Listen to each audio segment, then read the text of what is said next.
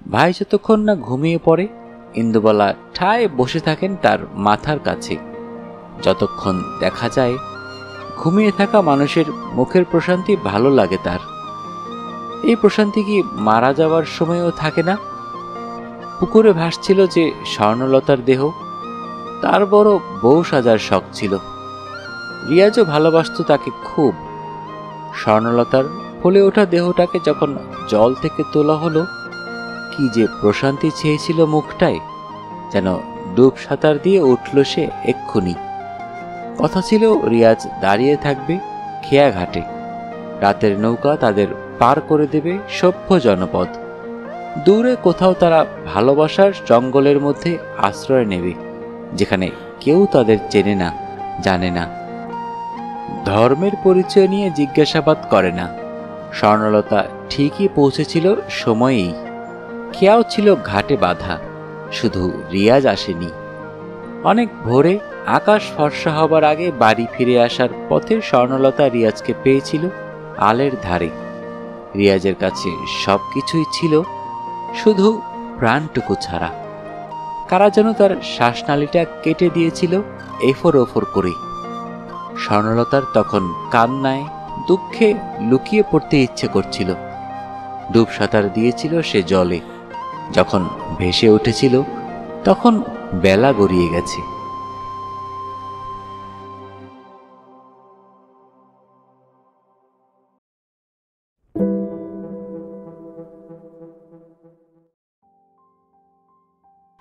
আসসালামু আলাইকুম। আপনারা শুনছেন অডিও বুক বাই মেহেদি। আজকে আপনাদের পড়ে শোনাব কল্লোল লাহিড়ীর লেখা একটি বিখ্যাত উপন্যাস ইন্দুবালা ভাতের হোটেল। গল্পটির প্রথম প্রকাশ জুলাই 2020। প্রচ্ছদ ও অলঙ্করণ করেছেন মেঘলা ভট্টাচার্য।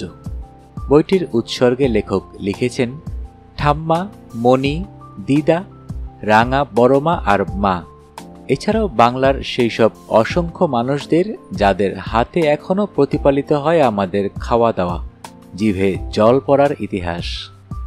তবে গল্প শোনার আগে যারা এখনো অডিও বুক বাই মেহেদি চ্যানেলটি সাবস্ক্রাইব করেননি, অনুরোধ থাকবে চ্যানেলটি সাবস্ক্রাইব করে বেল আইকনটি অন করে দিবেন। বরাবরের মতোই গল্প পাঠে আমি মোহাম্মদ মেহেদি হাসান। তাহলে শুরু করছি কল্লোল লাহিড়ীর লেখা বিখ্যাত উপন্যাস ইন্দুবালা ভাতের হোটেল। আজকে শুনবেন গল্পটির তৃতীয় পর্ব।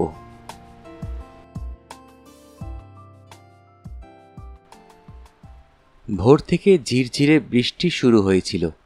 ঘুম ভেঙে গিয়েছিল তার অনেক আগেই। অন্ধকার ঘরটায় শুয়ে বৃষ্টির আওয়াজ শুনছিলেন ইন্দুবালা।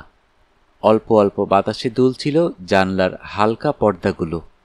তার ফাঁক দিয়ে উকি মারছিল একটু একটু করে ফর্সা হতে থাকা আকাশটা।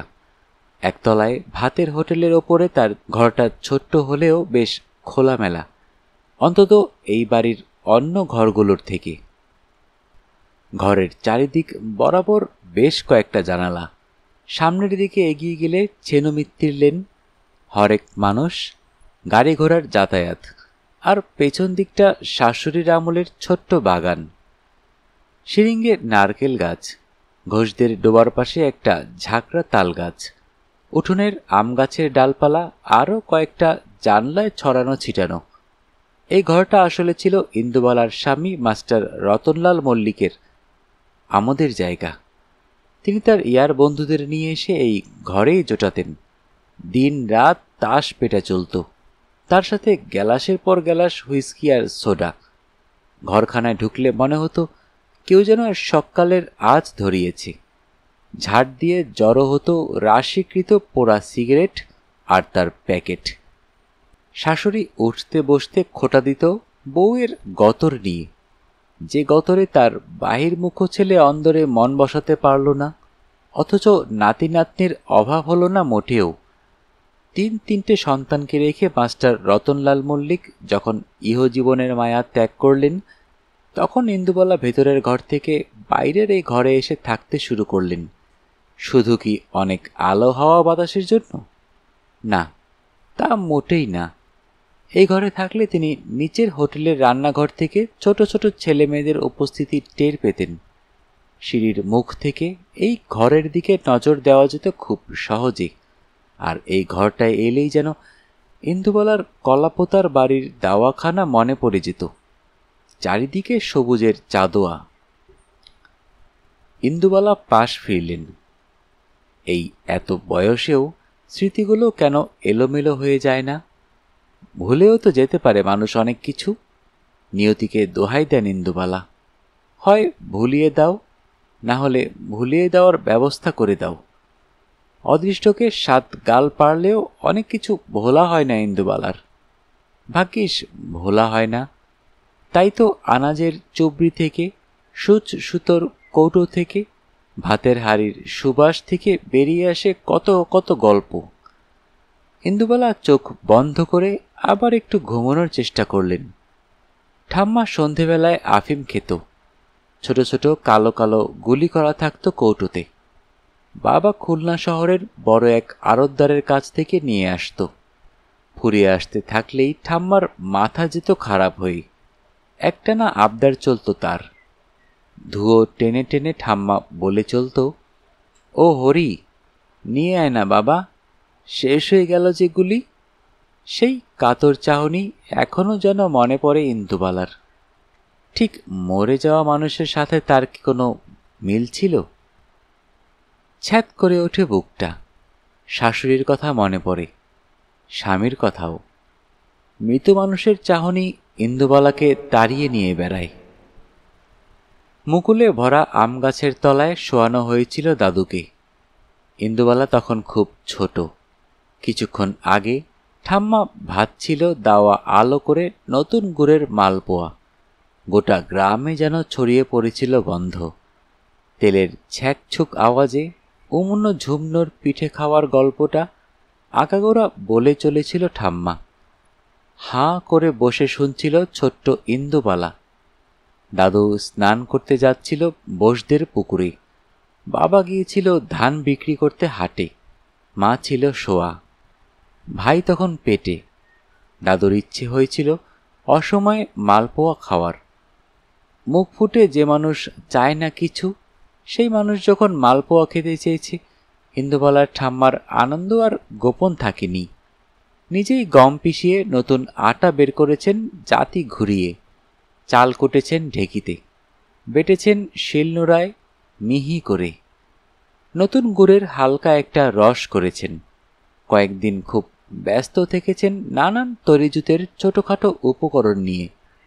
আর ইন্দুবালা ঠাম্মার আঁচল ঘিরে কাপড় জড়িয়ে কোলে শুয়ে সেই আখ্যানের অংশীদার হয়েছে। উম্ন ঝুমনোর গল্প যখন ফুরিয়ে এসেছে, শেষ মালপোয়া যখন তেলের ওপর লাল হয়ে ফুলে উঠেছে, মৌরির সুবাস যখন কোলাপোতা গ্রামে মম করে উঠছে, দাদু স্নান সেরে এসে তুলসী প্রণাম করতে গিয়ে বসে পড়লেন দাওয়ায়। জীবনের শেষ প্রার্থনা আর তার করা হলো না। একদিন কথা বন্ধ রেখে পরের দিন ভোরের সূর্য ওঠার আগে দাদু চলে গেল। আমতলায় শোয়ানো থাকলো তাকে। হরিনাম সংকীর্তনের দল গোল হয়ে ঘিরে ঘিরে ইনিয়ে বিনিয়ে সুর তুলল। বাড়ি থেকে কেউ মরা কান্নার চিৎকার করল না। ঠাম্মা বসে থাকলো পাথরের মতো। বাবা কি করবে বুঝতে পারল না। মায়ের তখন প্রসব বেদনা। ইন্দুবালা চুপি চুপি দাওয়ার পাশে ছোট্ট বেড়ার ধারে রান্নাঘরে তখন। কাঁসার রেকাবিতে চাপা দেওয়া আছে মালপোয়া। এদিক ওদিক তাকিয়ে হাতে তুলেছিল সবে ছোট্ট মেয়েটা। গ্রামের কোনো এক বউ দেখে ফেলেছিল। রে রে করে উঠে এসে ধরেছিল হাত। অশৌচের বাড়িতে খেতে আছে কোনো কিছু? ফেল হাত থেকে, ফেল বলছি। ইন্দুবালা ফেলতে পারেনি সেই মালপোয়া। গোটা রাত ধরে নতুন গুড়ের রসে সেগুলো যেন তখন আরও অনেক ফুলে ফেপে উঠেছিল। হালকা গন্ধ বেরোচ্ছিল মৌরির। এতক্ষণ যে ঠাম্মা কারোর সাথে কথা বলেননি, চুপ করে বসেছিলেন, তিনি উঠে এলেন। খুব শান্ত অথচ কঠিন গলায় বললেন, ছেড়ে দাও ওকে পাঁচুর মা। ওর খাওয়া মানে ওর দাদুর আত্মার শান্তি পাওয়া। আত্মা না জুড়ালে মায়া কাটবে কি করে? গপ গপ করে গোটা তিনেক মালপোয়া খেয়ে নিয়েছিল ইন্দুবালা। তার হাতে মুখে লেগেছিল রস, ঠাম্মা গড়িয়ে দিয়েছিল জল, নিজে হাতে খাইয়েছিলেন নাতনিকে। ঠিক সেই সময়ে আতুর ঘর থেকে ভেসে এসেছিল নবজাতকের কান্নার শব্দ। ঠাম্মা নাতির মুখ দেখে বলেছিলেন, সেই ফিরে আসতে হলো তো, কোথায় যাবে আমায় ছেড়ে? তার বিশ্বাস ছিল দাদু ফিরে এসেছে আম জাম কাঁঠাল মালপোর গন্ধ বুকে নিয়ে।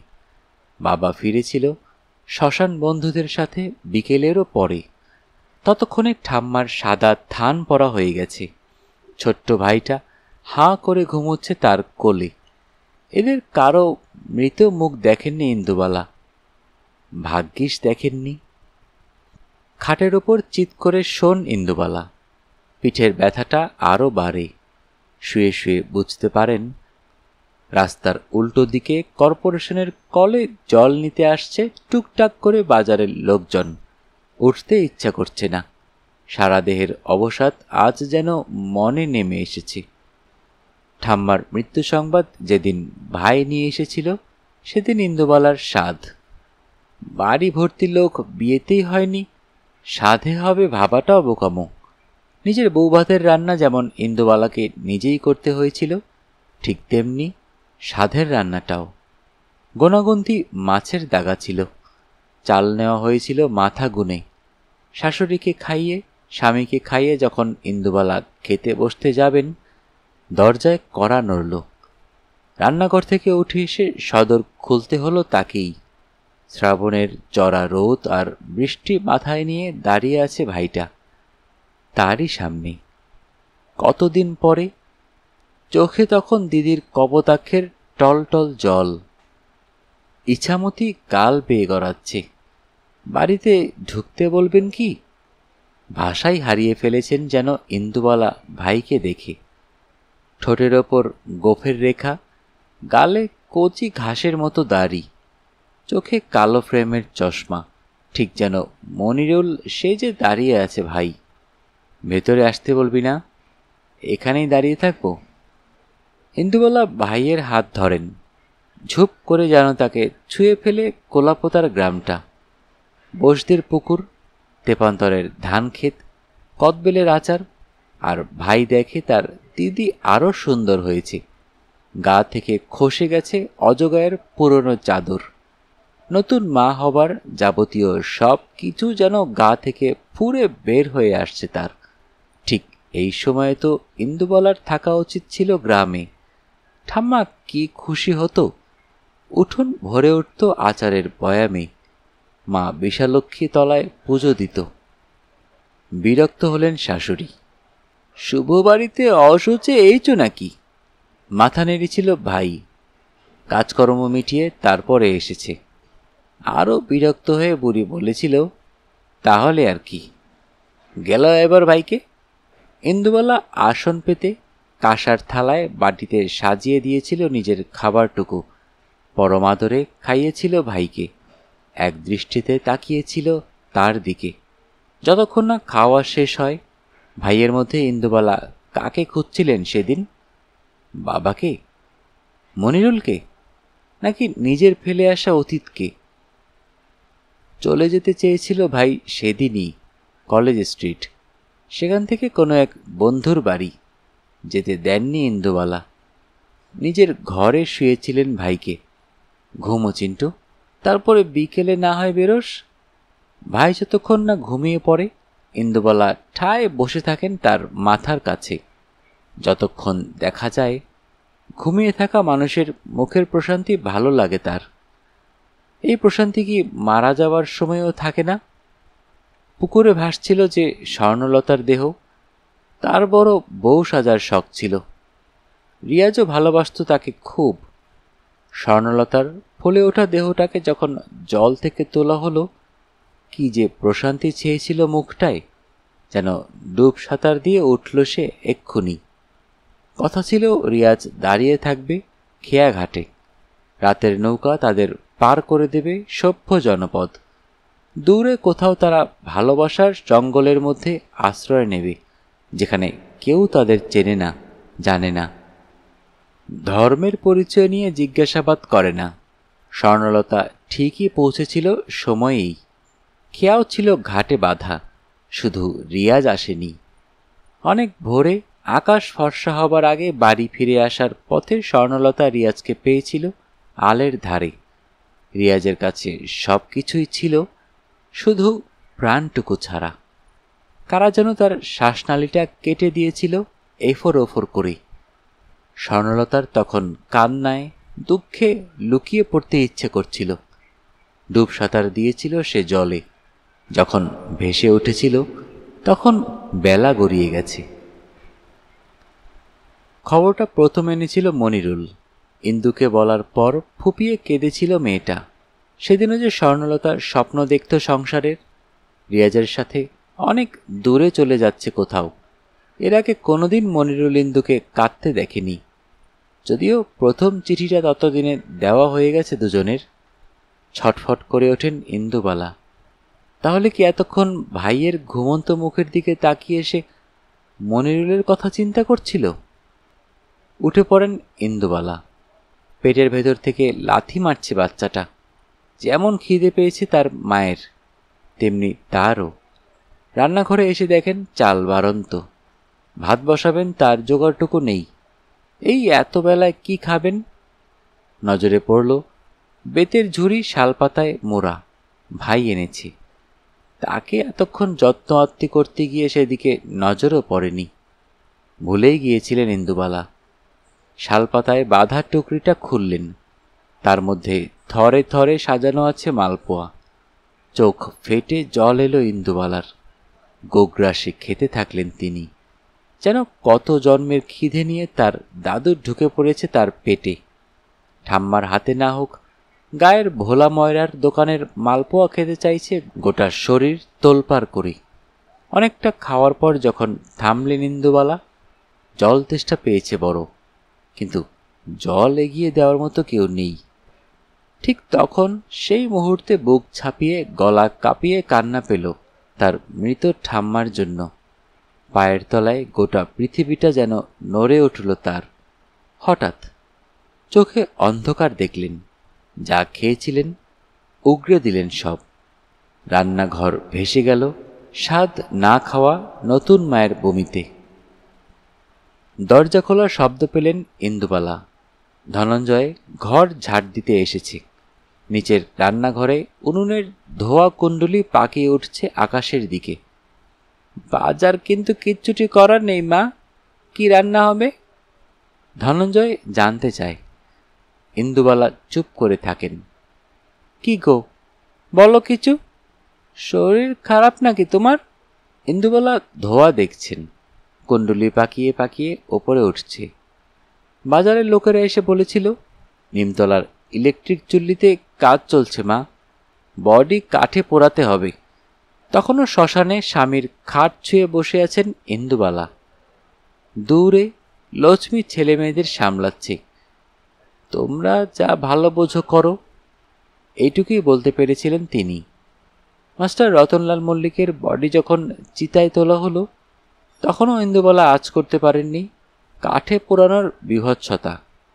প্রিয় মানুষ ছিল না কোনোদিনই মাস্টার, কিন্তু যে মানুষটা চারপাশে ঘুরে বেড়াতো, এদিক ওদিক দিয়ে যন্ত্রণা দিত, সে সময় অসময় নেই ঘাড়ের ওপর চেপে বসত, জোর করে সরিয়ে দিত শাড়ি, সায়া, ব্লাউজ। সেই মানুষটা আগুন পাওয়ার সাথে সাথে কেমন যেন চরবর করে উঠতে শুরু করলো। শরীর ফুঁড়ে বেরিয়ে আসতে থাকলো জল, যেন সারা জীবনের হুইস্কি সোডা এক্ষুনি এই জ্বলন্ত সর্বগ্রাসী চিতাকে নিভিয়ে দেবে। লক্ষ্মী এসে মুখ ঝামটা দিয়েছিল। কি করছিস কি এখানে দাঁড়িয়ে তুই? আমাদের কি এসব দেখতে আছে? চল, মেয়েটাকে দুধ খাওয়াবি চল, বড় কাঁদছে যে। কি দেখেছেন আর কি দেখেননি সেই হিসেব কষতে গেলে বেলা কাবার হয়ে যায় ইন্দুবালার। পাশ ফিরে শুয়ে ধনঞ্জয়কে বলেন, উনুন ধরিয়েছিস কেন? গ্যাস কি ফুরিয়েছে? ধনঞ্জয় হাতের ঝাঁটাখানা মেঝেতে রেখে বলে, ওই দেখো, আজকের দিনটা কি ভুলে গেলে মা তুমি? ইন্দুবালা হাত রাতে থাকেন মনের মধ্যে। আজকে আবার কি? ধনঞ্জয় মাথায় হাত দিয়ে বলে, সত্যি এবার তোমার বয়স হয়েছে মা। আজ যে রথ, ভুলে গেলে সব কিছু। কুমোরটুলিতে দুর্গার কাঠামোয় মাটি পড়বে, ইস্কনের লম্বা রথ বেরোবে, কত সাহেব সুবো নাচানাচি করবে। হোটেলের সামনে বোর্ডে তো গতকাল লিখে রেখেছ। উঠে পড়েন ইন্দুবালা। কি লিখেছি রে? খিচুড়ি, পাঁপড় ভাজা, আনারসের চাটনি আর কাঁঠালের ক্ষীর। বিড়বিড় করে জানতে চায় ইন্দুবালা। আর মালপোয়া? ধনঞ্জয় রে রে করে ওঠে, না না, ওইসব একদম কিচ্ছু লেখা ছিল না। হাঙামা বাঁধিও না মা, চিনির দাম বড্ড বেড়েছে। আটা বাড়ন্ত, ময়দা বাড়ন্ত, গোলমরিচ আনা নেই। ইন্দুবালা জানতে চান, আর মৌরি? ধনঞ্জয় জবাব দেয় না। চিরকালের অভ্যেসের মতো সে কাকে যেন একটা গাল পারে। সেই অদৃশ্য মানুষটাকে দেখতে খুব ইচ্ছে করে ইন্দুবালার। নতুন সাইকেল কিনেছে মনিরুল, সেটা দেখাতে এসেছিল। ইন্দু জানে এটা একটা অছিলা। আসলে তারা আজ যাবে মুক্তারপাড়ায় রথের মেলায়। মাকে কি করে বলবে? সাইকেল শেখাটা খুব সহজ মিথ্যের রাস্তা। ছেলে মেয়ে দুটো বাড়ছে যেন তাল গাছের মতো। মায়ের মন সায় দিতে চায় না। তার আগে বাবা বলে দেয়, সরল মানুষের মতো যাবি তো জানা, সামনের বারে আর একটু বড় ক্লাসে উঠলে ইন্দুকেও কিনে দেব সাইকেল। তখন দুজনে একসাথে স্কুলে যাবি সাইকেল চালিয়ে। সে সৌভাগ্য হয়নি ইন্দুবালার। তার আগেই বিয়ে হয়ে গিয়েছিল তার। স্বর্ণলতার আত্মহত্যা চোখ খুলে দিয়েছিল অনেক মায়ের। তারা কিছুতেই আগুন আর ঘি পাশাপাশি রাখতে চায়নি, বরং আগুনেই মেয়েকে বিসর্জন দিয়েছিল। জ্বলে পুড়ে শেষ হয়েছিল মেয়েগুলো। কজন ইন্দুবালা হতে পেরেছিল, যাদের নিয়ে লেখা হয়েছিল খবরের কাগজে, ফেসবুকে? সামনের রডে বসতে লজ্জা করেছিল ইন্দুর, তবুও বসেছিল সে। হাওয়ার মতো উড়ছিল মনিরুলের সাইকেল কপোতাক্ষের তীর ধরে। হাতে হাত ঠেকে যাচ্ছিল দুজনের। শ্বাসে প্রশ্বাসে চরম উত্তেজনা। ওরা কাছ থেকে পাচ্ছিল দুজনের ওম। চোখ বন্ধ করেছিল ইন্দু। সে যেন কাঠের নাগরদোল্লা, ঘোড়ার দোল্লা, বুড়ির চুল, ঝাল ঘুগনি, পাঁপড় ভাজা, রথের মেলা এইসব ছাপিয়ে মৌরির গন্ধ পাচ্ছিল মনিরুলের গা থেকে। যে মৌরির গন্ধ পেয়েছে সে তার ঠাম্মার মালপোয়ায়, ভোলা ময়রার দোকানে, অনেক পরে রিভলভার নিয়ে খেতে আসা অলোকের কবিতার বইয়ে। স্নান সেরে আয়নার সামনে এসে দাঁড়ান ইন্দুবালা। কতদিন পর আজ তিনি মালপোয়া ভাজবেন। তার চোখে মুখেও কি ফুটে উঠছে না এক প্রশান্তি, যা কি মৃত্যুর বার্তাবহ? মনিরুলের মৃত মুখ তিনি দেখেননি, কিন্তু আন্দাজ করতে পারেন। খানসেনারা গোটা বাড়ি জ্বালিয়ে দিয়েছে। সেই জ্বলন্ত অগ্নিকুণ্ডের মধ্যে মনিরুল তাকিয়ে আছে স্থির দৃষ্টিতে। গোটা বাড়িটা যতক্ষণ না জ্বলন্ত সূর্য হয়ে উঠছে, মনিরুল ততক্ষণ চোখ বন্ধ করছে না। সে জানে একটা ভাষার জন্য একটা রাষ্ট্রের স্বপ্ন দেখছে সে।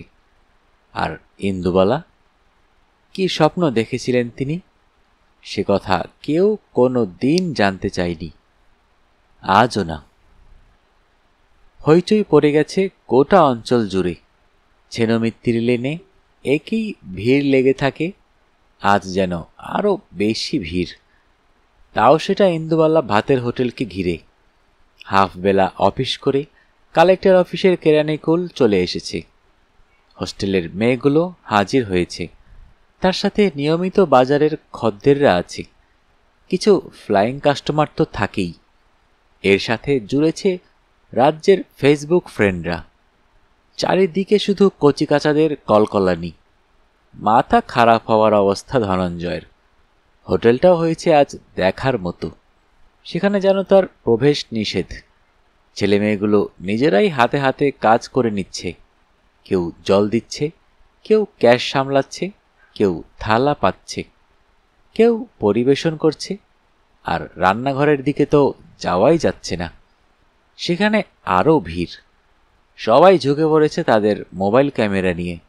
সেই ছোট্ট স্ক্রিনে ফুলে ফুলে উঠছে লাল হয়ে যাওয়া মালপোয়াগুলো। বড় ছাঁকনিতে সোজা চলে যাচ্ছে চিনির হালকা রসে। মৌরির গন্ধ, গোলমরিচের স্বাদ ছড়িয়ে পড়ছে বাতাসে। আর এসবের মধ্যে প্রশান্তি মাখা মুখ নিয়ে রান্না করে চলেছেন ইন্দুবালা। না, এই মুহূর্তে স্মৃতিরা তার আশেপাশে কেউ নেই। নেই খুলনা, কোলাপতা, ছেড়মিত্তির লেন। এখন তিনি যেন এক শিল্পী, কারিগর, নতুন সৃষ্টির উন্মাদনায় মেতে আছেন।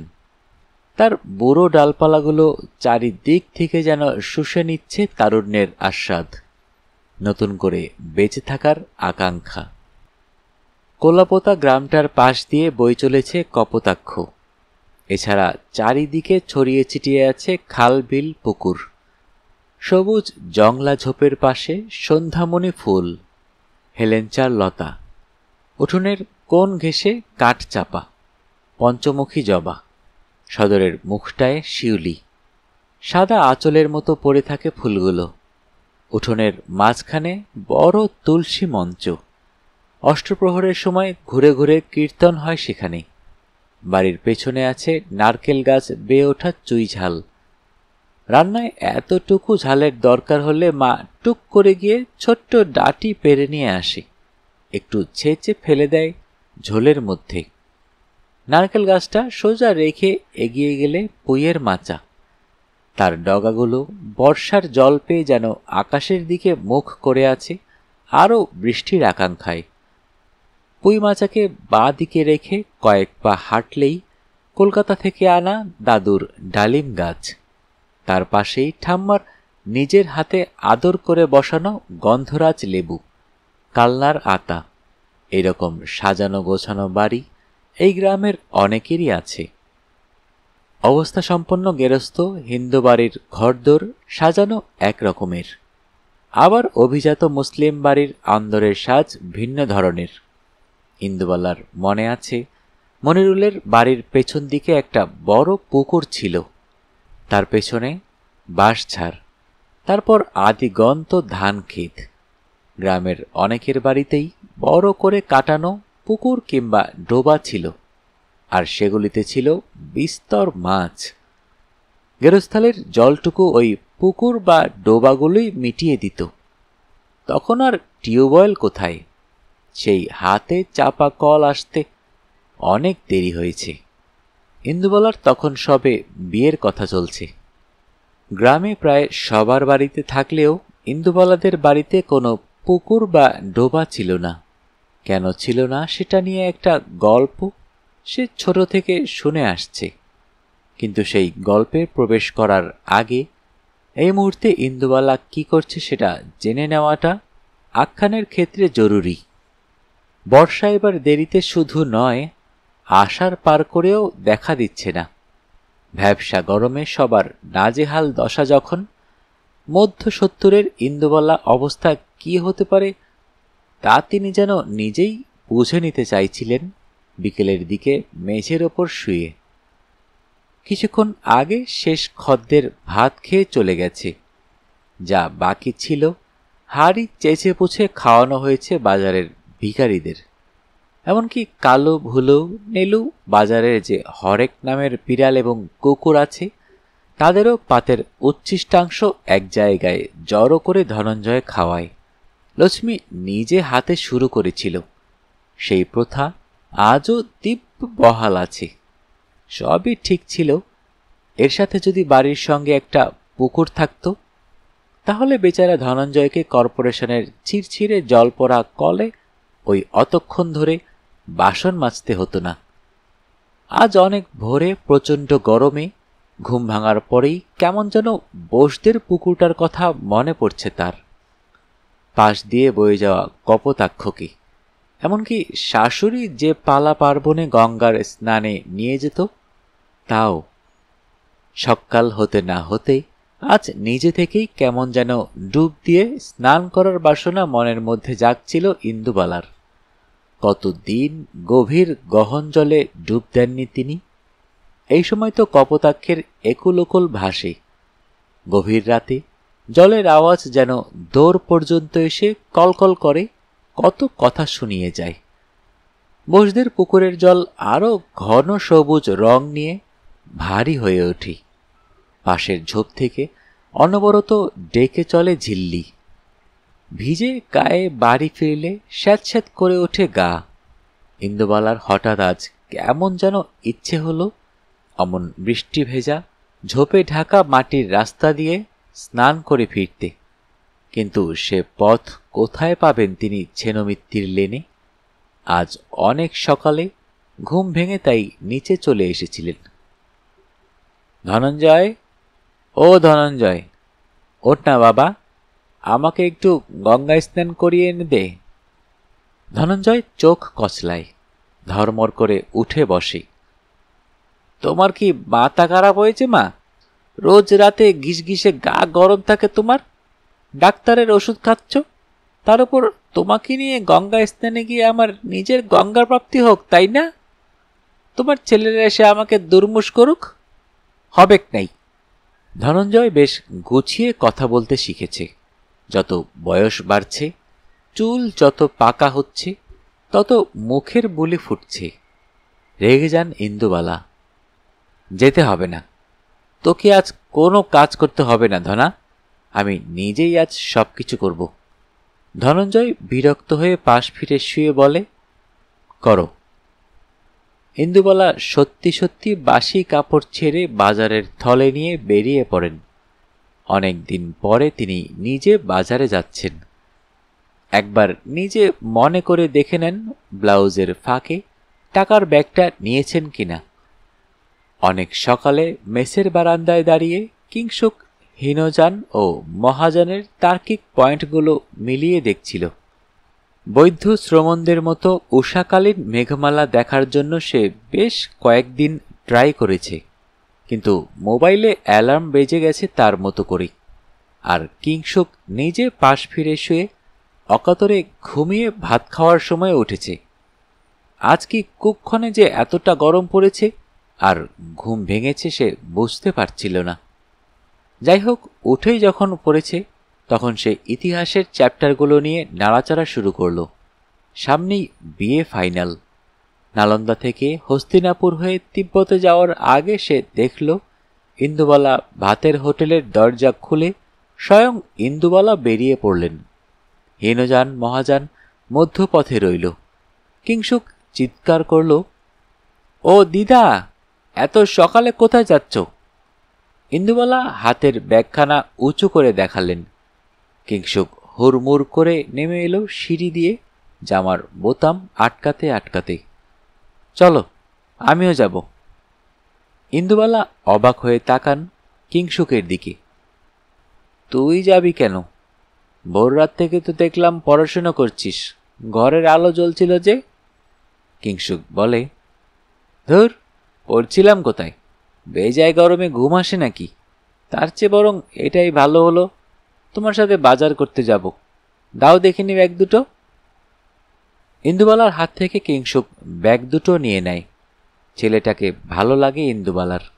সময় নেই, অসময় নেই, মেসের বারান্দা থেকে দিদা বলে হাঁক দেয়। ওদের ঘরটা ইন্দুবালার ঘরের ঠিক সামনে, রাস্তার উল্টো দিকে। অনেক রাত পর্যন্ত ঘুম না এলে ইন্দুবালা সেলাই ফোড়াই করেন। কিংসুক চিৎকার করে ওপারের জানলা দিয়ে, এবার তো ঘুমো, তোমার চোখ খারাপ হলে আমাদের উপোস করে থাকতে হবে, তোমার ধনার যা রান্নার হাত। নিচ থেকে ধনঞ্জয় কাইমাই করে সাপ সাপান্তর করে। তার যত অভিযোগ ইন্দুবালাকে, তার জন্যই ওই গাল টিপলে দুধ বেরোনো ছেলেগুলো তাকে হতচ্ছেদা করে। যদিও খেতে না এলে ধনঞ্জয় ওদের ডেকে নিয়ে আসে, আদর করে বসিয়ে খাওয়ায়। শরীর খারাপ হলে 7 বার গিয়ে খবর নিয়ে আসে। ছেলেরাও ভালোবাসে তাকে খুব। জর্দাটা বিড়িটা হয়ে যায় ওই ছেলেগুলোর কল্যাণেই। আজ কি বাজার করবে দিদা? কেন, হোটেলের বোর্ড দেখিসনি? দেখেছি তো, ভাত, সোনামুগের ডাল, মোচার ঘন্ট, মাছ। ওই দেখো, কোন মাছ লেখনি কিন্তু। ইন্দুবালার সামনে দিয়ে তখন মাথা ভর্তি কলমি শাক নিয়ে যাচ্ছে একটা বউ। ইন্দুবালা থমকে দাঁড়ান। ও বউ, শুনছ? বউটা ঘুরে তাকায়।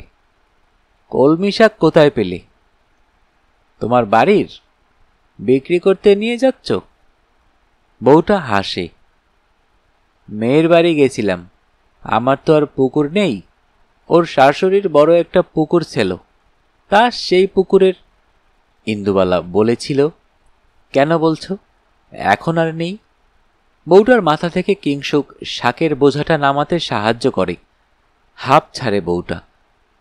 ডোবা হয়ে গেছে মা, এবার হয়তো ফেলাট উঠবে। তা মেয়ে বলল, নিয়ে যাও যে কদিন আছে। ইন্দুবালা কলমি শাকের আটি তোলেন। সবুজ কচি মাথাগুলো সবাই যেন তার মুখের দিকে তাকিয়ে আছে। নাকের কাছে নিয়ে এসে শোকেন। কিংসুক জানতে চায়, এইভাবে বুঝি শাক চেনে? গন্ধ শুকে? হাসে বউটা। না গো না, মা আমার পুকুর চিনছে গো। ইন্দুবালার সামনে ভেসে ওঠে বর্ষার জলে থই থই উঠোন, ভাই বোনে মিলে নাচানাচি। আমাদের কেন পুকুর নেই ঠাম্মা? ততক্ষণে ঠাম্মার কলমি শাক বাছা শেষ। বারণ ছিল যে বংশে। কেন বারণ তার বিস্তারিত গল্পে এবার আসা যাক, কারণ ইন্দুবালার বাজার করতে সময় লাগে ঢের। ইন্দুবালার দাদুর দাদু তখন কলকাতার পাট চুকিয়ে খুলনার কোলাপোতায় পিতৃসত্ত্ব রক্ষার জন্য থাকতে শুরু করলেন। তখন বর্ষাকাল। চারিদিকে উপচাপা হয়ে আছে নদীগুলো, খালগুলো, বিলগুলো। বাড়ির মধ্যে চারিদিকে থই থই করছে জল। কোনটা পুকুর আর কোনটা উঠোন তা ঠাহর করা বেশ মুশকিল হচ্ছে। হামেশাই শোনা যাচ্ছে গ্রামে সাপে কেটে মৃত্যুর খবর। এদিকে যাকে বিয়ে করে এনেছে বিশম্ভর, সে একেবারে শহরে মেয়ে, খাস নবদ্বীপের। সেই মেয়ে এই অজগায়ের চারিদিকে জল, সাপে কাটা এইসব দেখে প্রথম দিনেই তো পা ছড়িয়ে কাঁদতে বসেছে। তার সৎমা যে তার সাথে এই অবিচার করবে, কোনো দিন সে ভাবতে পারেনি। ভালো পাত্রের কি আকাল পড়েছিল জ্যোৎস্নাময়ীর জন্য? কত কত সম্বন্ধ এসেছিল বর্ধমান, রাজশাহী, হাতিমপুর থেকে। ময়মনসিংহের এক জমিদারও এসেছিলেন। বাবা বুড়োর সাথে মেয়ের বিয়ে দেবেন না বলে সেই সম্বন্ধ নাকচ হল। শেষকালে মেয়েকে গৌরীদান করবেন নাকি? যারা আসে তারা নাকচ হয়। এদিকে সৎমা রাগে শুধু ফুলে ফুলে ওঠে। তারই বয়সী এক মেয়ে বাড়িতে থাকবে ঘাড়ের ওপর। এখন চুপ করে আছে, পরে এই মেয়ে যে ফোঁস করবে না তা কে বলতে পারে? জ্যোৎস্নাময়ীরও বয়ে গিয়েছিল সেই মেয়েটিকে মা বলতে। দুজনের মুখ দেখা দেখি বন্ধ ছিল। জ্যোৎস্নাময়ী থাকত দোতলায় তার মায়ের দিকে, আর নতুন মা তার নতুন দাস দাসী নিয়ে একতলায়। ওপর নিচ করায় বাবার অসুবিধে হতো। হাঁপের টান ধরত। হাঁপাতে হাঁপাতে জ্যোৎস্নাময়ীর বাবা তার মেয়ের বয়সী নতুন বউকে বোঝাতো, ওই তো বয়স মেয়েটার, ওকে এত তাড়াতাড়ি বিয়ে দিই কি করে? আর দিলেও সুপাত্রের হাতে দিতে হবে তো। বুড়ো স্বামীর এই দ্বিচারিতা যেন কুরে কুরে খাচ্ছিল নতুন মাকে। মুখ ঝামটা দিত যখন তখন। মেয়েকে বিয়ে দেবেন না দোজো বুড়োর সাথে, অথচ নিজে বিয়ে করে এনেছেন মেয়ের বয়সী একটা মানুষকে। বাড়িতে যখন অশান্তির চরমে, ঠিক সেই সময়ে শহরে কলেরার জন্য ভলেন্টিয়ার হয়ে এলো একদল যুবক কলকাতা থেকে। তারা গান্ধীজির স্বদেশী ভাবনায় অনুপ্রাণিত। বিবেকানন্দের সেবা তাদের বুকে, রবীন্দ্র গানের কলি তাদের লব্জ। একদল উঠতি যুবকদের মধ্যে যে হোমিওপ্যাথির ডাক্তার, তাকে বেশ পছন্দ হয়ে গেল জ্যোৎস্নাময়ীর বাবার। বেশ গোল গোল চোখ, চওড়া ছাতি, বুকের পাটা আছে বলেই না কলেরা রোগী দেখতে আসে। তিনকুলে একমাত্র খুলনায় পিতা ছাড়া আর কেউ নেই। ঝাড়া ঝাপটা হাত পা, কথায় বার্তায় নম্র, শান্ত, সদালাপী, সর্বোপরি কর্মঠ। এমন একটা ছেলেকেই যেন মনে মনে খুঁজছিলেন তিনি। দেরি করলেন না জ্যোৎস্নাময়ীর বাবা। কথা চলল তাড়াতাড়ি খুলনা আর নবদ্বীপের মধ্যে। পাকা কথা হয়ে গেলে আশ্বাস দিলেন বাবা মেয়েকে। ভয় পাস না মা, এই জামাই আমার সোনার জামাই হবে, দেখে নিস। কলকাতায় কত বড় একটা মেসে থাকে, দেখবি তোকে নিয়ে গিয়ে কেমন টেরাম লাইনের পাশের বাড়িতে রাখে। জ্যোৎস্নাময়ী কোনোদিন টেরাম দেখেনি, শুনেছে দুটো লিকলিকে লাইনের ওপর দিয়ে সেই টেরাম কলকাতা শহরে চক্কর মারে।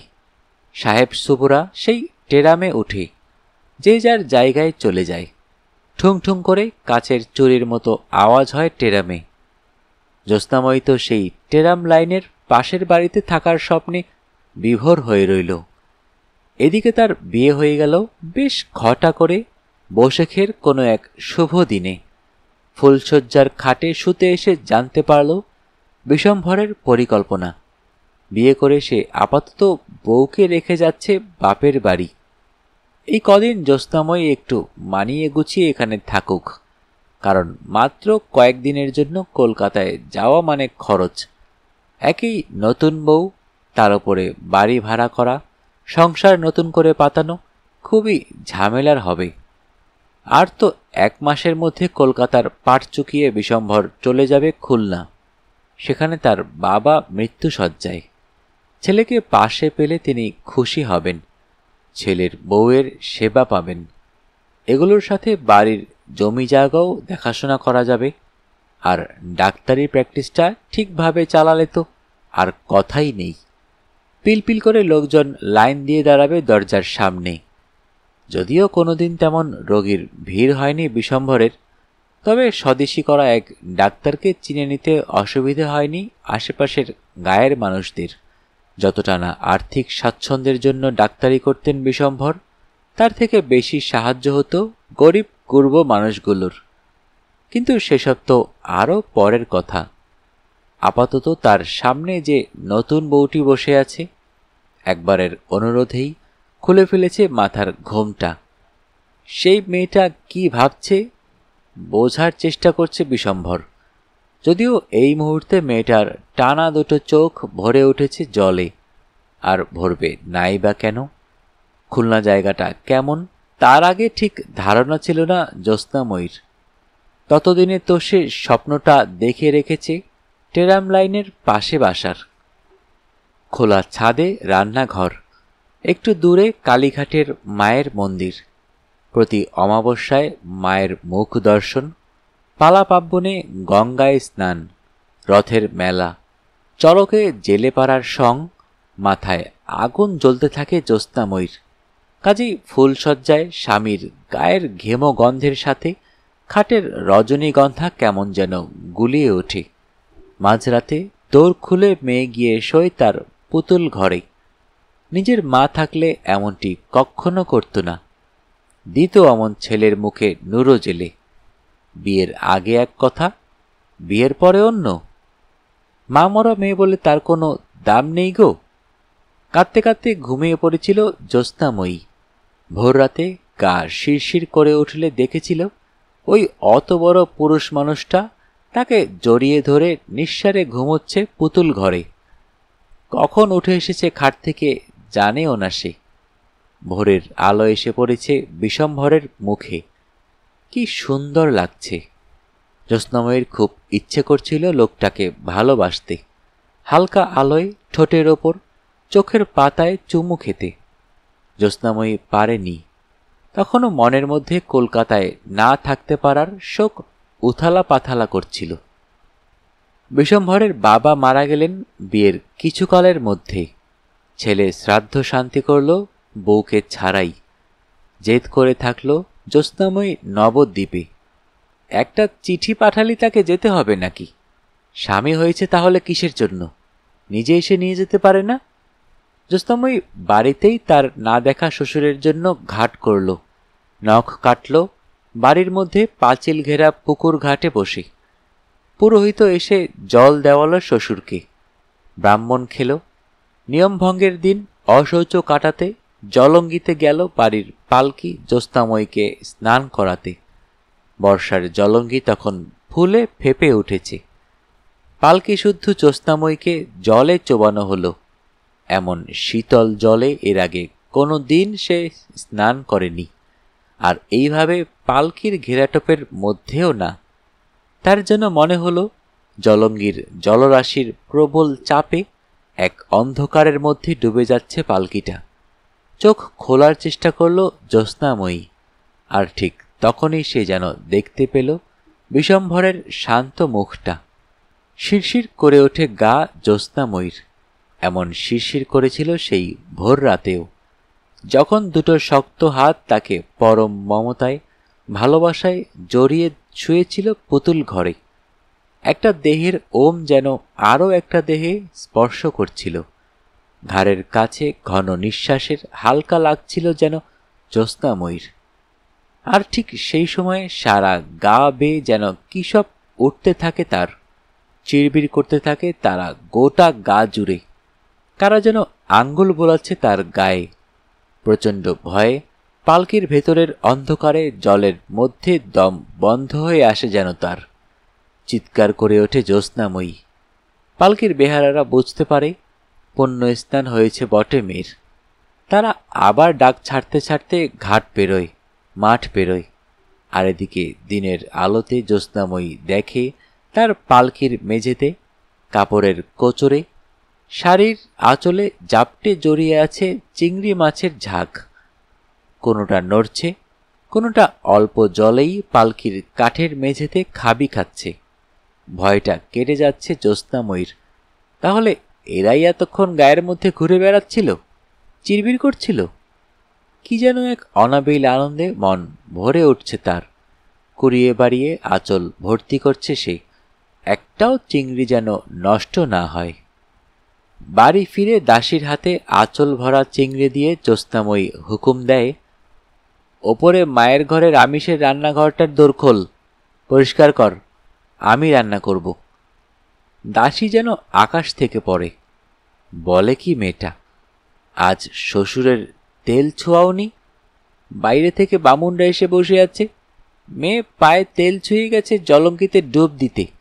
ফিরে এসে পাতায় তুলে দেবে ইলিশ মাছ ভাপা, গরম ভাত, মাছের ডিমের বড়া। এই যে এত রান্না করলো ঠাকুর। বিরক্ত হয়ে জ্যোৎস্নাময়ী, উনুনটা নিকো দেখি, আমি চট করে কাপড়টা ছেড়ে আসি। দাসীর মুখে আর কথা সরে না। যে মেয়ে খায় না দায় না, বাড়ির কারোর সাথে কথাটি বলে না, সেই মেয়ে উনুন নিকানোর কথা বলছে কেন? আঁচল ভর্তি চিংড়ি মাছও বা কোথায় পেল? দাসী সময় নষ্ট করে না, রান্নাঘর পরিষ্কার করে, উনুন ধরিয়ে বসে থাকে। জ্যোৎস্নাময়ী নতুন একটা তাঁতের শাড়ি ভেঙে আলতা পরে, কপালে সিঁদুর দিয়ে রান্নাঘরে ঢোকে। দাসীর মনে হয় যেন সাক্ষাৎ অন্নপূর্ণা এসে ঢুকলেন রান্নাঘরে। তার যেন গড় হয়ে পেন্নাম করতে ইচ্ছে হয়। এই রান্নাঘর ব্যবহার হয় না মোটেই। জ্যোৎস্নাময়ীর মায়ের রান্নাঘর। মা মারা যাবার পর এই রান্নাঘরের পাট উঠছে বাড়িতে নতুন মা আসার পর থেকে। তাও সেটা বছর 3 তো হলই। তাই জিনিসপত্র বাড়ন্ত থাকে। এই অবেলায় কোথায় বা আর কিছু খুঁজতে যাবে সে?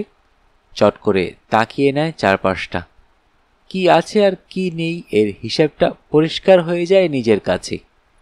দাসী সেই কচি চিংড়িগুলোতে ততক্ষণে মাখিয়ে রেখেছে নুন হলুদ। জ্যোৎস্নাময়ী লোহার কড়াই উনুনের আঁচে বসায়। অল্প তেলে চিংড়িগুলোকে ছেড়ে দেয়।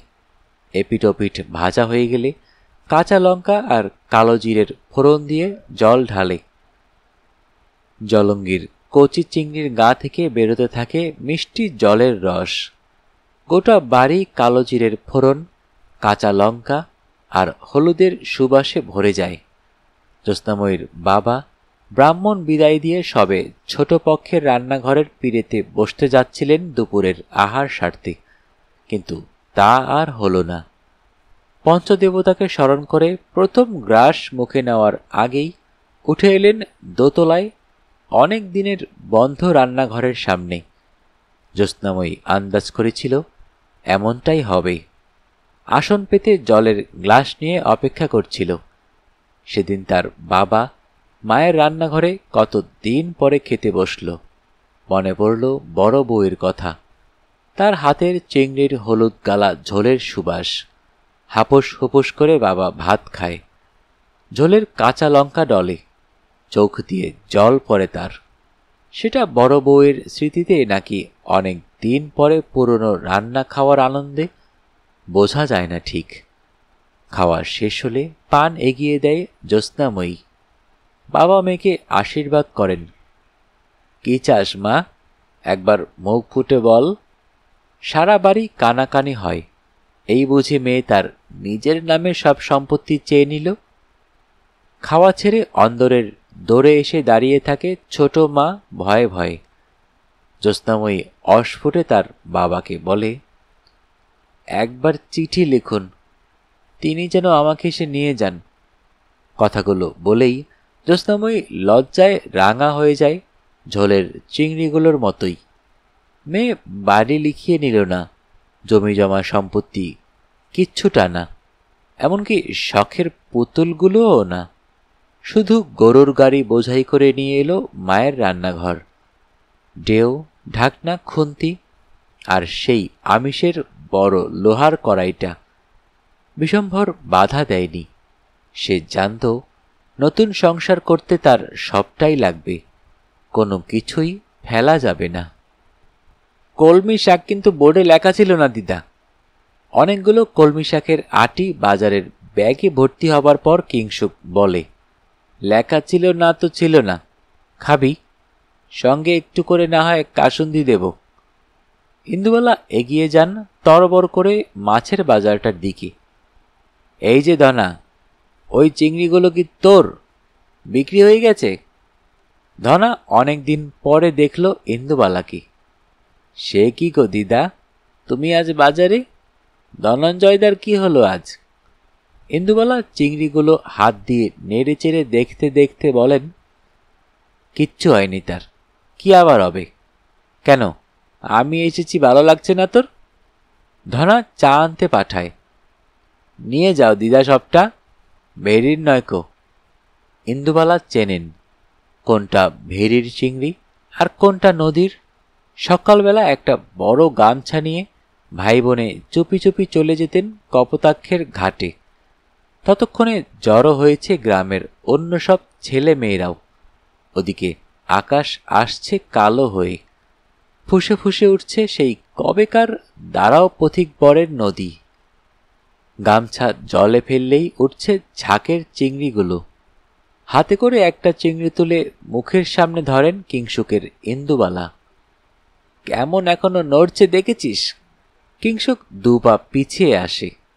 এমনিতে সে বড় পেটুক, খাবার পেলে সে আর কিছু চায় না, কিন্তু এইসব শাকসবজি মাছ সে বরাবর দেখে এসেছে মরা। জ্যান্ত জিনিস যে এমন হতে পারে সেই অভিজ্ঞতা তারই ছাত্রজীবনের বাইরে। এই ছোট চিংড়ি দিয়ে বুঝি মালাইকারি হবে? ইন্দুবালা বলে, তোর মুন্ডু কেমন হলুদ গালা ঝোল করে দেব দেখিস। কিংসুক মাথা নাড়ে। ঠিক হচ্ছে না কিন্তু দিদা, বোর্ডে এইসবের কথা লেখা ছিল না মোটেই। ইন্দুবালা বলে, কেন, মাছের কথা লেখা ছিল না? এই তো হয়ে গেল, চিংড়ি মাছে নিয়ে নিলাম। কিংসুক মাথা চুলকোয়। চিংড়ি আবার মাছ কোথায়? বইতে লেখা আছে এগুলো জলের পোকা। অনেকদিন পরে যেন ইন্দুবালা একটু হা হা করে হাসেন। বাজারের লোকজন পাশে জড়ো হয়। কি হয়েছে মা, হাসো কেন? ইন্দুবালা মাথা নাড়েন। কিচ্ছু না, নাতির কথায় মজা নিচ্ছিলাম। তোমরা তাড়াতাড়ি খেতে এসো সবাই। ফেরার পথে একবার ইন্দুবালা দাঁড়িয়েছিলেন কাশি মুদির দোকানে কালো জিরে কিনতে। বোর্ডটা কিংসুককে দিয়ে মুড়িয়ে লেখালেন, ভাত, কলমি শাক, চিংড়ি মাছের হলুদ গালা ঝোল, বেগুনের টক। অনেকদিন পর বাজার করে এসে প্রসন্ন চিত্তে স্নান করতে গেলেন ইন্দুবালা কর্পোরেশনের তোলা জলে। গায়ে জল পড়তেই পুকুরের ভাবনাটা আবার মাথায় চাগার দিতে শুরু করলো। বাড়ির পেছনের বাগানটার মতো এই বাড়িতেও যদি একটা পুকুর থাকত। এই একটা ব্যাপার শাশুড়িকে বলার পর মুখ ঝামটা খেতে হয়নি। বাড়ির সেই সময়কার আত্মীয়রা মশকরা করতে এলে মুখের ওপর বলে দিয়েছেন, ঠিকই তো বলেছে বউ, পুকুর থাকলে কত সুবিধে হতো বলো দেখি। নিজের জল বলেও তো কিছু একটা থাকতো। তা ও বউ, তোমাদের গ্রামের বাড়িতে কি পুকুর আছে? উত্তর দিতে পারতেন না ইন্দুবালা। তিনি জানেন, নেই বললেই তার শাশুড়ি মশকরা করতে ছাড়বেন না, আর মিথ্যে কথাও এই বুড়ো মানুষটাকে বলা যায় না। সন্ধে দেবার অছিলায় উঠে পড়তেন তিনি। কথা আর এগিয়ে যাওয়ার পথ পেত না। শুনতে শুনতে শেষ হয়ে গেল আমাদের আজকের গল্প। যারা এখনও অডিও বুক বাই মেহেদি চ্যানেলটি সাবস্ক্রাইব করেননি, অনুরোধ থাকবে চ্যানেলটি সাবস্ক্রাইব করে বেল আইকনটি অন করে দিবেন। সবাই ভালো থাকবেন, সুস্থ থাকবেন এবং বেশি বেশি করে বই পড়বেন, কারণ বইয়ের চেয়ে ভালো বন্ধু আর হয় না।